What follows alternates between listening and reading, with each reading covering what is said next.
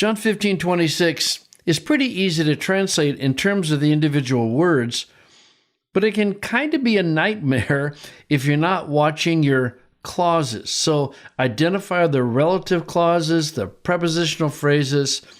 If you recognize that, you'll be able to do this verse just fine.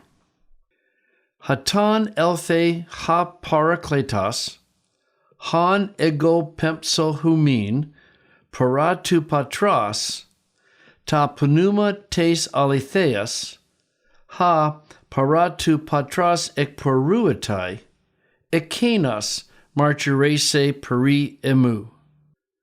So when he might come, notice the subjunctive, right? Who? The parakletos. So parakletos is the subject of that verb. Then what you have is this wonderful series of relative clauses, okay? So here's the first one, and it's whom I will send to you all from the Father. Then you get another noun clause, right? So it's the Spirit of truth. And then you get another relative clause, and it's who from the Father goes out, the one who proceeds from the Father. And then you get another nominative, right? That one, future, will witness about me. Now look carefully at your relative pronouns. So this han, masculine singular, it's the parakletos. We'll come back to the noun phrase. And here you have a neuter. It's going back to pneuma, right? And this is one of those sentences where it'll come alive for you when you phrase it. So when the Paraclete comes, whom I will send to you, and I'm really going to break down the prepositional phrases. So then you have the Spirit of truth, that noun clause. And then you have another relative clause. And then the punctuation helps you identify that we're at the end. So where is the main verb? Yeah, it's marcherese, isn't it? There's your main verb. Where's its subject? Well, this one's a little tricky. I mean, ekenos is functioning as a subject, isn't it? And yet, what does ekenos go back to? Well, it goes back to parakletos. So you have a dependent clause up here.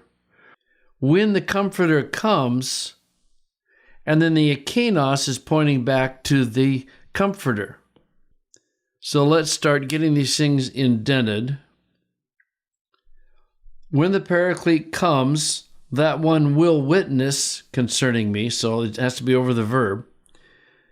We said that the antecedent of han is parakletos, so we'll put it over there. Then you have a prepositional phrase, and it's adverbial, right? So it's going with pempso. And then what does the Spirit of truth go under?